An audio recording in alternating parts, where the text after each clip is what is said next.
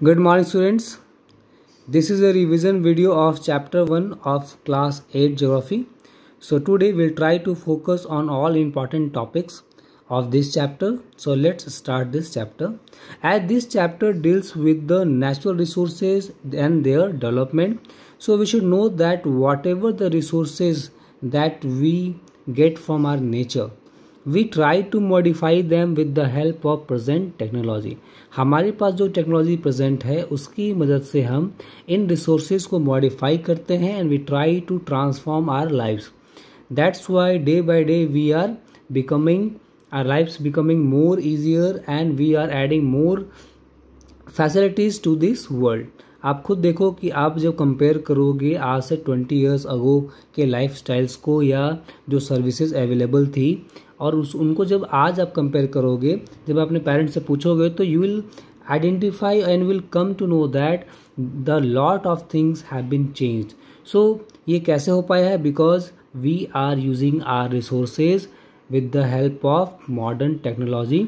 उसको हम मॉडिफाई करते हैं और अपने लाइफ स्टाइल्स को, अपने लाइफ्स को बहुत अच्छे से इम्प्रूव करने की कोशिश करते हैं, चाहे वो कार्ड से लेकर एक स्मॉल पिन हो या जो पेन का इस्तेमाल हम करते हैं and to the processed food that we eat. This all happened because of the resources available here. So सबसे पहले ये इम्पॉर्टेंट है कि हम ये समझ पाएँ कि रिसोर्सेज इतने वाइटल क्यों हैं हमारे सर्वाइवल के लिए। इवन स्टूडेंट्स, मैं आपको बता दूँ कि even human beings are the most important resource of all। हम सभी रिसोर्सेज में सबसे इम्पॉर्टेंट रिसोर्स है। Even we are resource, human resource. Why? Because we are the resource which has the capacity to modify other resources. अगर आपके पास resources available हैं और आप उनका इस्तेमाल नहीं कर सकते हो क्योंकि आपके पास टेक्नोलॉजी नहीं है या आप उसके लायक स्किल्ड नहीं हो, then that thing will not be a resource for you. अगर ज़मीन के अंदर कोल है और हम उसे नहीं निकाल सकते तो वो हमारे लिए रिसोर्स बिल्कुल भी नहीं होगा। सो रिसोर्सेज को मॉडिफाई करने में, उनको डेवलप करने में, उनके डेवलपमेंट में जो सबसे बड़ी इंपॉर्टेंट चीज़ जो प्ले करती है वो है स्किल, वो है technology. So technology has also played a very important and vital role in transforming our lives. So we are going to discuss other important topics here. So already we have discussed resources क्या होते हैं। Resources are those materials, things which can satisfy human needs. Even we human are also resource. So we'll focus on types of natural resources. We know that biotic, abiotic, which is closely related to the biosphere, life. Abiotic resources which are related or have their origin in non-living materials like rock, soil and minerals. इसके बाद जो important topic आता है वो है exhaustible और non renewable. None का मतलब होता है नहीं, री का मतलब दोबारा, एंड रिन्यूएबल का मतलब दोबारा नया करने लायक। So these are the resources which cannot be renewed again and again, and once they are over, they are going to over and we cannot use them again.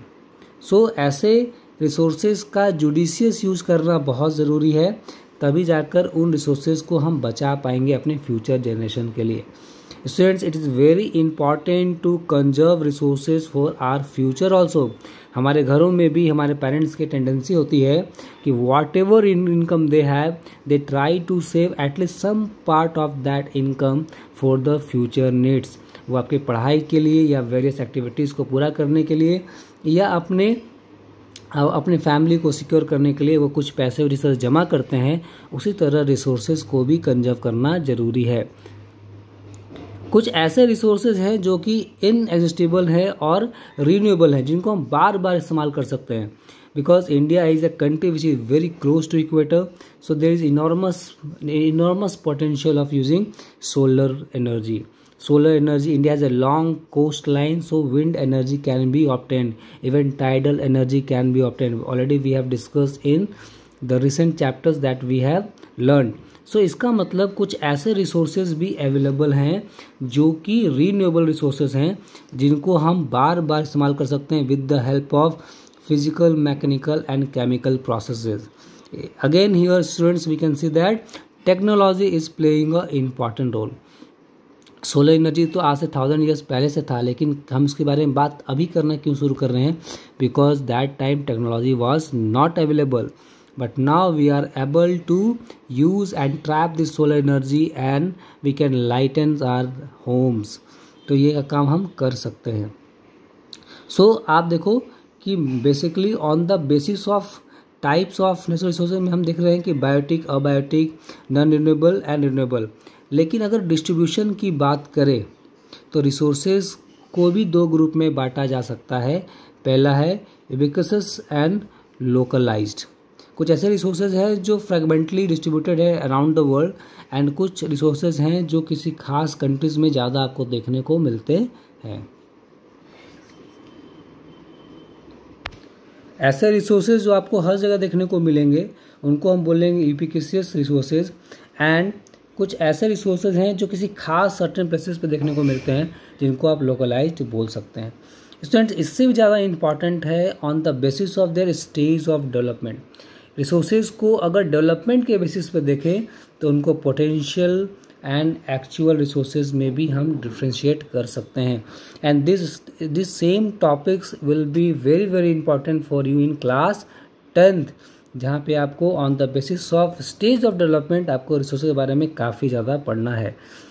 Potential resources ऐसे resources जिनमें बहुत potential है which can satisfy the human needs, लेकिन उनका पूरा इस्तेमाल नहीं कर पा रहे. हो सकता है डेवलपमेंट ना हो टेक्नोलॉजी की, या due to as the area is very harsh, area का जो लोकेशन है वो ऐसा जहाँ तक लोगों की पहुँच बहुत मुश्किल है. तो ऐसे बहुत सारे फैक्टर्स हैं जिनकी वजह से रिसोर्सेज का डेवलपमेंट डिटरमाइंड होता है.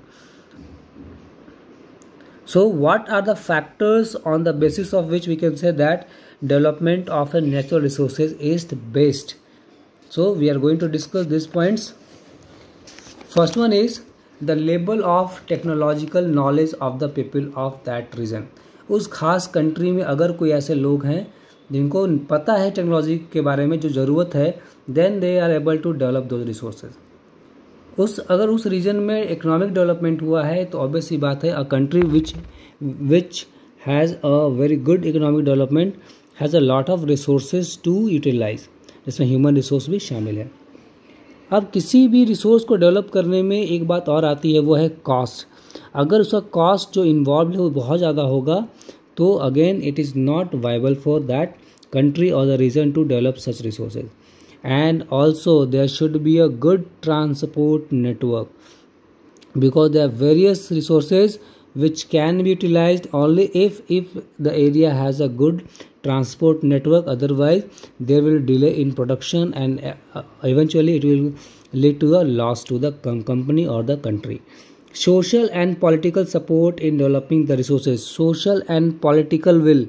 If the government is willing to establish industries there, they're trying to utilize the resources found in that region, तो इसमें पॉलिटिकल विल, गवर्नमेंट की एक्टिविटी, स्कीम्स और उनका जो कॉरपोरेशन है, उनका जो सहयोग है वो बहुत इम्पॉर्टेंट है.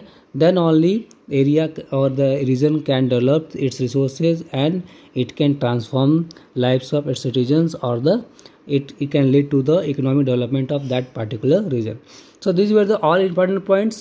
This is homework for you that you should try to revise chapter 1, and whatever the problems or the new questions that you are facing, we can discuss in the upcoming doubt clearing session. For that time, thank you.